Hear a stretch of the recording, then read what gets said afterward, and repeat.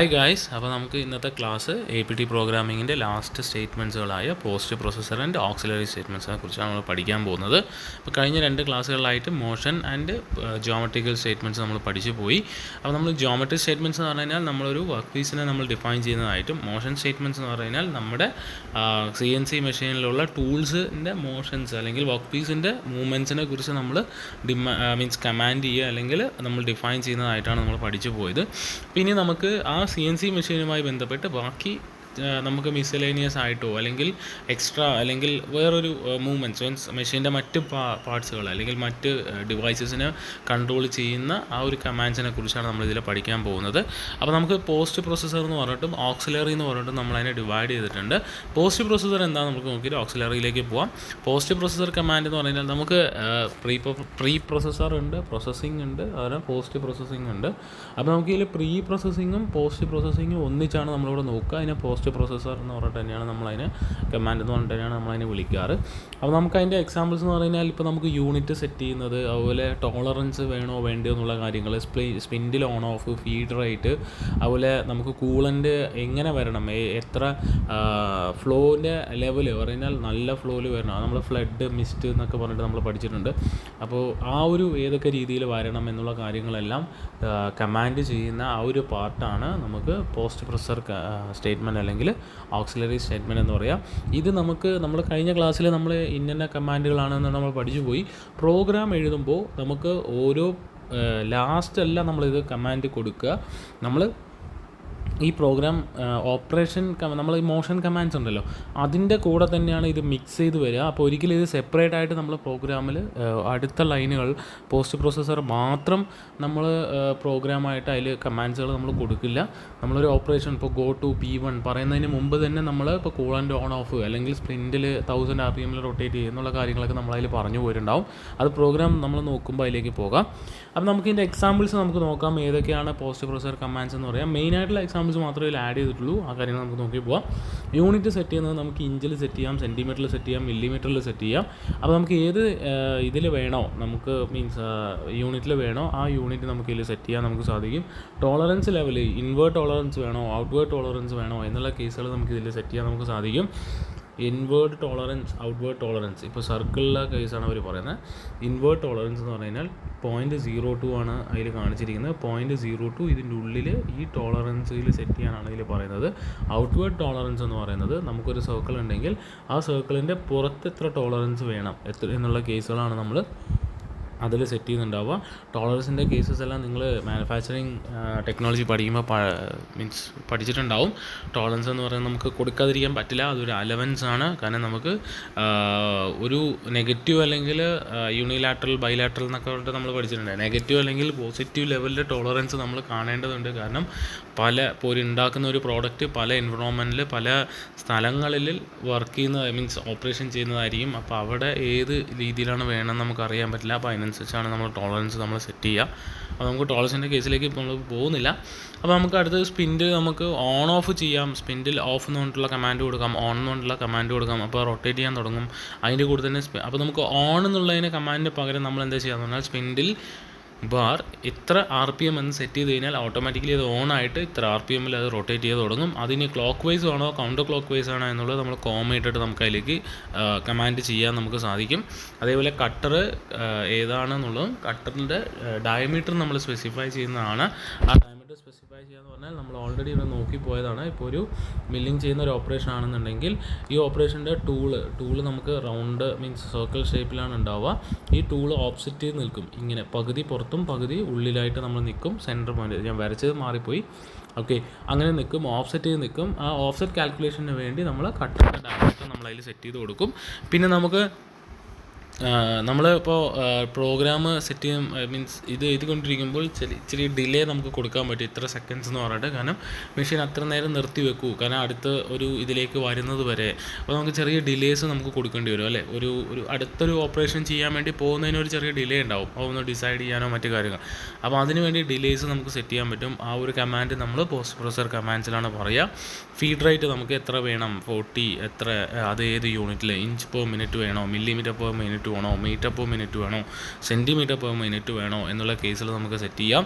അതുപോലെ തന്നെ നമുക്ക് റാപ്പിഡായിട്ട് ഹൈ സ്പീഡിൽ ഇത് മൂവ് ചെയ്യണോ എന്നുള്ള കാര്യങ്ങൾ നമുക്ക് സെറ്റ് ചെയ്യാൻ പറ്റും. കൂളൻ്റ് നമുക്ക് ഓൺ ഓഫ് നമുക്ക് സെറ്റ് ചെയ്യാം. അതിൽ ഓൺ ഓഫിൽ നമുക്ക് പറഞ്ഞാൽ ഓൺ എന്നുള്ളൊരു ഓപ്ഷൻ നമുക്ക് അവിടെ ഇല്ല. പകരം നമ്മൾ കൂളൻ്റ് ഏത് രീതിയിൽ കൂളൻ്റ് വരണം, അവരുടെ ഫ്ലോയുടെ ലെവൽ എത്ര വേണം, ഫ്ലഡായിട്ട് വേണോ, മിസ്റ്റായിട്ട് വേണോ, വളരെ ലോ ആയിട്ട് കുറഞ്ഞ രീതിയിൽ നമുക്ക് കൂളൻ്റ് ഫ്ലോ ചെയ്യണോ എന്നുള്ള കേസുകൾ നമുക്ക് അതിൽ സ്പെസിഫൈ ചെയ്യാൻ പറ്റും. പിന്നെ ടൂള് നമുക്ക് ലോഡ് ചെയ്യാനുള്ള കമാൻഡ്സ് നമുക്ക് പോസ്റ്റ് പ്രോസസ്സറിലാണ് വരുന്നത്. ആ ടൂളിൻ്റെ നമ്പറും കൂടെ അതിൽ നമ്മൾ സ്പെസിഫൈ ചെയ്യുകയാണെങ്കിൽ നമുക്കത് സെറ്റ് ചെയ്യാൻ നമുക്ക് സാധിക്കും. ഓക്കെ, ഇത്രയാണ് നമ്മൾ പോസ്റ്റ് പ്രോസസ്സർ കമാൻഡ്സ് എന്ന് പറയുക. നെക്സ്റ്റ് നമുക്ക് ഓക്സിലറി കമാൻഡ്സുകളാണ്. അപ്പോൾ ഓക്സിലറി സ്റ്റേറ്റ്മെൻറ്റ്സിൽ നമുക്ക് മിസ്സലേനിയസ് ആയിട്ടുള്ള കാരണം എക്സ്ട്രാ കമാൻഡ്സ് കൊടുക്കുന്നത്, കമാൻഡ്സ് അല്ല എക്സ്ട്രാ കമൻറ്റുകൾ പറഞ്ഞാൽ നമുക്ക് അത് ഞാൻ കാണിച്ചു തരാം പ്രോഗ്രാമിൽ എങ്ങനെയാണ് ചെയ്യുന്നതെന്നുള്ളത്. അതുപോലെ പ്രോഗ്രാമിൻ്റെ പേര്, അവരുടെ പ്രോഗ്രാം ഫിനിഷ് ആയി എന്ന് പറയുന്ന ഒരു എൻഡ് എന്ന് പറഞ്ഞ ഒരു ഭാഗം ഉണ്ടാവില്ല. അപ്പോൾ ആ ഒരു കാര്യങ്ങളെല്ലാം നമ്മളൊരു കമാൻഡായിട്ട് നമ്മൾ കൊടുക്കുകയാണെങ്കിൽ അതിനെ പറയുന്ന പേരാണ് നമ്മൾ ഓക്സിലറി സ്റ്റേറ്റ്മെൻറ്റ് എന്ന് പറയുക. അപ്പോൾ പാർട്ട് നമ്പർ, പാർട്ട് നെയിം, മറ്റ് കാര്യങ്ങളെല്ലാം നമ്മൾ ഓക്സിലറി സ്റ്റേറ്റ്മെൻ്റ് ആയിട്ട് പറയും. റിമാർക്കുകൾ ആഡ് ചെയ്യുന്നതിന് നമ്മൾ ഓക്സിലറി സ്റ്റേറ്റ്മെൻ്റ് ആയിട്ട് പറയും. ആ റിമാർക്ക് ചെയ്താന്നുള്ളത് ഞാൻ പ്രോഗ്രാമിൽ കാണിച്ചു തരാം. പിന്നെ ഫിനിഷിംഗ് ഓപ്പറേഷന് FINI എന്ന് പറഞ്ഞിട്ടുള്ള ഒരു കമാൻഡിലൂടെ നമ്മളതിനെ ആ പ്രോഗ്രാം എൻഡായി എന്ന് നമ്മൾ ആ ഒരു മെഷീനെ അറിയിക്കുന്നതിന് നമ്മൾ ഓക്സിലറി സ്റ്റേറ്റ്മെൻറ്റിലാണ് ഉൾപ്പെടുത്തിയിട്ടുള്ളത്. ഓക്കെ, അപ്പോൾ നമുക്കൊരു നമ്മൾ കഴിഞ്ഞ ഇപ്പോൾ ജി കോഡ്സ് ഒക്കെ നോക്കിയ സമയത്ത് നമ്മൾ നോക്കിയ അതേ സെയിം ഓപ്പറേഷൻ തന്നെയാണ് നമ്മൾ ഇവിടെയും എക്സാമ്പിളായിട്ട് നമ്മൾ നോക്കുന്നത്. അപ്പോൾ ഇവിടെ നമ്മൾ ചെയ്യുന്നത് പറഞ്ഞാൽ ഈ ഒരു എൻഡിൽ നമ്മൾ മില്ലിങ്ങും ചെയ്യുന്നുണ്ട്. ഈ ഒരു ഭാഗത്ത് 4 നമ്മൾ സർക്കിൾ മീൻസ് ഡ്രില്ലും നമ്മൾ ചെയ്യുന്നുണ്ട്. ഓക്കെ, അത് നമ്മൾ അതിന് വേണ്ടി നമ്മൾ പ്രോഗ്രാം എഴുതുകയാണ്. അപ്പോൾ അതിന് മുമ്പായിട്ട് പറയുന്ന ഡ്രില്ലിങ് ഏത് സ്പെസിഫിക്കേഷൻസിൽ ടൂൾ ഡയമീറ്റർ ഏതൊക്കെയാണ് എന്നുള്ള കേസുകൾ നമുക്ക് തന്നിട്ടുണ്ട്. ഇതൊക്കെ ഗിവൻ ആണ് കേട്ടോ. എന്ന് പറഞ്ഞാൽ നമ്മൾ പ്രോഗ്രാമിലേക്ക് കടന്നിട്ടില്ല. ഇതൊരിക്കലും കമാൻഡുകളോ അല്ല, പ്രോഗ്രാം സ്റ്റേറ്റ്മെൻറ്റ്സും അല്ല.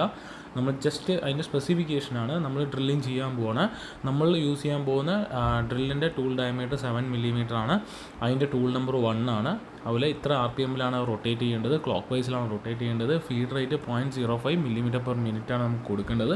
മില്ലിങ്ങിനായി കഴിഞ്ഞാൽ അതിൻ്റെ ടൂൾ ഡയമീറ്റർ 20 mm ആണ്. ടൂൾ നമ്പർ 2 ആണ്. RPM 1000 തന്നെയാണ്, ക്ലോക്ക് വൈസിൽ തന്നെയാണ്. ഫീഡ് റേറ്റ് 50 mm/min ആണ്.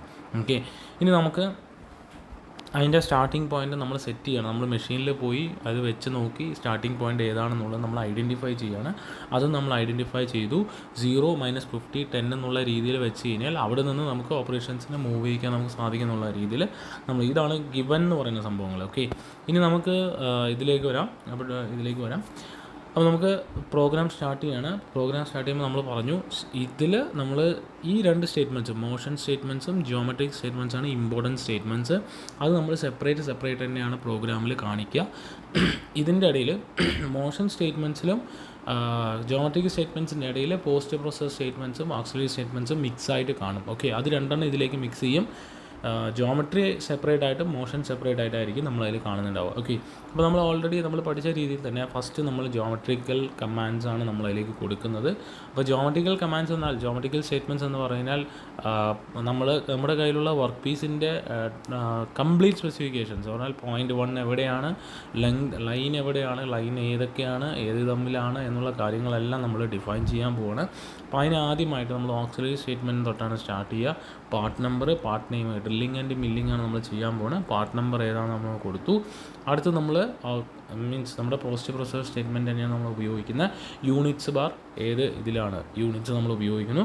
കട്ടർ എന്ന് പറഞ്ഞാൽ എത്രയാണ് നമ്മൾ ഉപയോഗിക്കുന്നത്, അവരുടെ മില്ലിങ്ങിൻ്റെ കട്ടറാണ് നമ്മളിവിടെ ഉപയോഗിക്കുന്നത്. അത് 20 ആണ്, നമുക്ക് അറിയാം ഓൾറെഡി 20 mm നമ്മൾ തന്നിട്ടുണ്ട് ഗിവനിൽ. അപ്പം നമ്മളത് കൊടുക്കുന്നു. ദെൻ ഇനി നമ്മൾ ജോമെട്രിക്കൽ സ്റ്റേറ്റ്മെൻറ്റ്സ് പറഞ്ഞാൽ ജോമെട്രീസ് നമ്മൾ ഡിഫൈൻ ചെയ്യാൻ പോവാണ്. ഏത് പോയിൻ്റ് നമ്മൾ സ്റ്റാർട്ട് ചെയ്യണം. ഫസ്റ്റ് പോയിൻ്റ് 0, -50, 10 എന്ന് പറഞ്ഞിട്ട് നമ്മൾ സെറ്റ് ചെയ്തു. ഇനി നമ്മുടെ കയ്യിലുള്ളതെന്ന് പറഞ്ഞാൽ നമ്മൾ 8 പോയിൻ്റുകളായിട്ട് ഇതിനെ ഡിവൈഡ് ചെയ്തിട്ടുണ്ട്. ആ പോയിൻ്റുകളാണ് നമുക്ക് ഇതൊരു 4, ഇവിടെ ഒരു 4, അങ്ങനെ 8 പോയിൻ്റുകൾ നമുക്കുണ്ട്. 1, 2, 3, 4. ദെൻ ഇവിടെയും നമുക്ക് 4 പോയിൻറ്റ്സ് നമ്മളിവിടെ ചെയ്തിട്ടുണ്ട്. അപ്പോൾ ആ 8 പോയിൻ്റുകളിനെ നമ്മൾ ഇവിടെ ഡിഫൈൻ ചെയ്യുന്നു. ദെൻ എത്ര ലൈനുകളുണ്ട് എന്നുള്ളത് നമ്മൾ ഡിഫൈൻ ചെയ്യുന്നു. ദെൻ അതിൻ്റെ കൂടെ നമുക്ക് ലൈനിൻ്റെ കൂടെ നമുക്ക് 4 ലൈനും അതിൻ്റെ കൂടെ തന്നെ നമുക്ക് ഇവിടെ ഒരു ചെറിയൊരു ആർക്കുണ്ട്. ആ ആർക്ക് നമ്മൾ C1 എന്ന് പറഞ്ഞിട്ട് ഇവിടെ ഡിഫൈൻ ചെയ്യുന്നു. അതിന് എത്ര റേഡിയസ് ആണ്, ഇതിൻ്റെ സെൻറ്റർ എവിടെയാണ്, P8 എന്ന് പറഞ്ഞ പോയിന്റ്. ഈ P8 എന്ന് പറഞ്ഞാൽ ഉദ്ദേശിക്കുന്നത് ഇവിടെ പോയിന്റ് മാർക്ക് ചെയ്തില്ല, ഇതാണ് P8 എന്ന് പറയുക. 130/60 എന്നുള്ള പറയുന്ന എക്സിൽ 130യും വൈയിൽ 60 എന്നുള്ള പോയിൻ്റാണ് അതിൻ്റെ സെൻറ്റർ. ഇവിടെ നിന്ന് ഇത്ര ഇതിൽ ആർക്കിൽ റേഡിയസ് 30ൽ അങ്ങനെ ഒരു ആർക്ക് ഉണ്ട് അല്ലെങ്കിൽ സർക്കിൾ ഉണ്ട് എന്നുള്ളത് നമ്മളവിടെ ഡിഫൈൻ ചെയ്തു. ദെൻ പ്ലെയിൻസ് നമ്മൾ ഡിഫൈൻ ചെയ്യുകയാണ്. PL1 എന്ന് പറയുന്നത് പ്ലെയിൻ, P1 P2 P3 എന്നുള്ളത് PL1 എന്നുള്ള പ്ലെയിനാണ്. ഇനി നമുക്ക് നമ്മൾ മോഷൻ സ്റ്റേറ്റ്മെൻറ്റ്സിലേക്ക് വരികയാണ്. അപ്പോൾ നമ്മൾ മില്ലിങ്ങിന് വേണ്ട മോഷൻ സ്റ്റേറ്റ്മെൻറ്റ്സ് ആദ്യം കൊടുക്കണം.